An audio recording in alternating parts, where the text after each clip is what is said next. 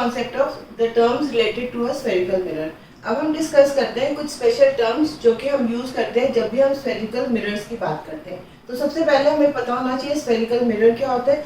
Spherical mirror is basically a mirror जो कि curve mirror है और वो एक हॉलो स्फीयर का पार्ट है। मतलब अगर हमारे पास एक हॉलो स्फीयर होगा और हम उसमें से एक पार्ट उसमें से कट कर लेंगे, तो ये जो कट हुआ पार्ट है it is a you can say a curve mirror. अगर हम इसकी एक साइड को शाइनिंग मटेरियल से हम उसको पॉलिश कर देंगे या हम कहेंगे कि एक सरफेस उसकी रिफ्लेक्टिंग होगी, तो ऐसे मिरर को हम कर्व मिरर बोलेंगे।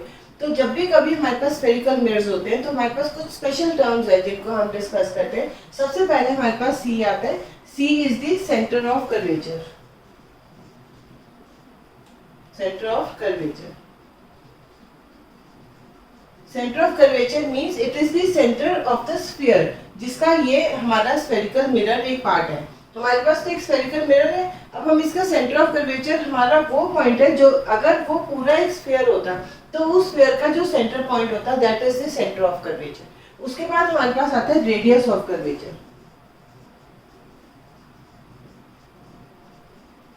Radius of curvature is basically the radius of the hollow sphere of which this spherical mirror is a part. ये spherical mirror जिसका part है वो पूरे sphere का जो radius था।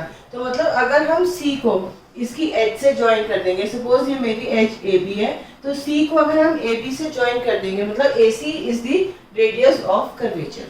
Then we have a pole, that is P. P is the pole. Pole is basically the center part of the spherical mirror. अगर हम spherical mirror को सामने से देखेंगे तो वो एक सर्कल होगा। उस सर्कल का जो सेंटर है उसको हम पोल बोलेंगे। तो पोल is the center of the spherical mirror. Then we have principal axis.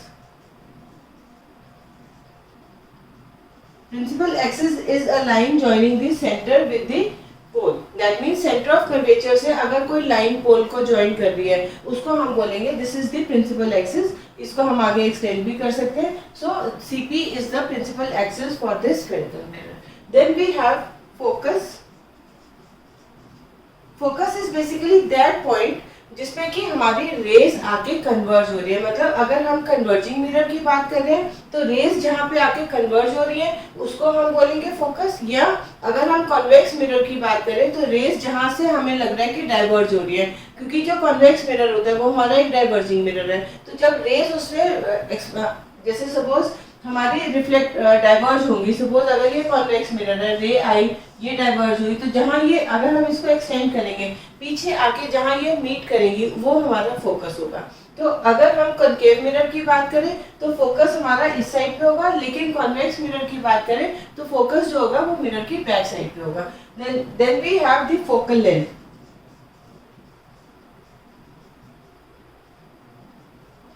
Focal length is basically the distance between the focus and the principal and the pole. And अगर हम mirrors की बात करें तो focal length is half of the radius of curvature. अगर हमारी पूरा इसका radius suppose 10 meters का है तो focal length उसकी 5 meters हो जाएगी। So focal length is the distance. Suppose मैं f से denote करती हूँ focus को, तो fp is the focal length. Focal length is the distance of the focus from the pole. Then we have the another definition that is aperture. Aperture में हमारे पास आता है linear aperture. Linear aperture is the diameter of the spherical mirror. क्योंकि ये जो spherical mirror होता है ये भी अपने आप में round है और इसका जो diameter है that means AB is the linear aperture. Linear aperture is basically the diameter of the spherical mirror. उसके बाद हमारे पास आता है angular aperture. Angular aperture is the angle which the diameter makes with the center. अगर मैं A से C पे आ रही हूँ और मैं इसको ज्वाइन कर देती हूँ, so angle ACB, angle ACB is the angular aperture for the spherical mirror. मतलब जो spherical mirror हमारे पास है उसका जो एंड पॉइंट्स है, डायमीटर के एंड पॉइंट्स को अगर मैं सेंटर के साथ ज्वाइन कर लूंगी तो जो एंगल वो बनाएंगे that is the angular aperture.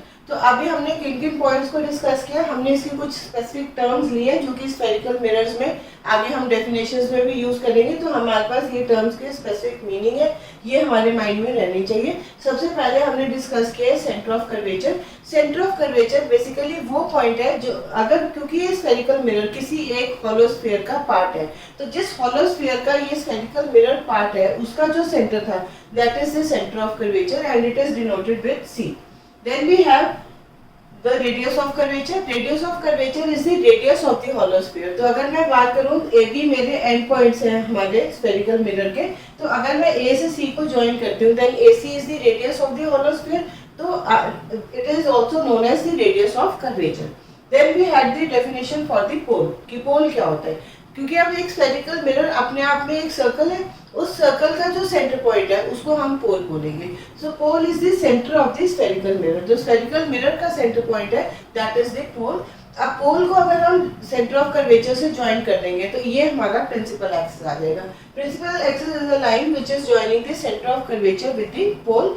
Then we have the focus. Focus हमारा वो पॉइंट है कि अगर हमारा कन्वर्जिंग मिरर है तो वहां पे रेज आके कन्वर्ज करनी है, और अगर एक डाइवर्जिंग मिरर है तो वहां से रेज डाइवर्ज होके आगे जानी है। तो फॉर कन्वर्जिंग मिरर और डाइवर्जिंग मिरर फोकल लेंथ हमारी फोकस को हम f से डिनोट करते हैं and fp is the distance of the focus from the pole, और इसको हम बोलेंगे focal length of the mirror. फिर हमारे पास आता है दो हमने डेफिनेशंस और ली, एक हमारे पास आया लीनियर एपर्चर, एक हमारे पास आया angular aperture. Linear aperture is basically the diameter of the spherical mirror, so AB is the linear aperture. And अगर मैं AB को A और B दोनों पॉइंट्स का जो एंगल बन रहा है सेंटर के साथ, मतलब ACB is the angular aperture for the spherical mirror. So these are some terms which we will be using in the definitions or in the ray diagrams. So we should know these terms very carefully. What do you mean? You should keep in your mind what is the meaning of center of curvature, what is the meaning of radius of curvature, then focus, focal length, pole, and all these terms one by one we'll be using it in the ray diagram.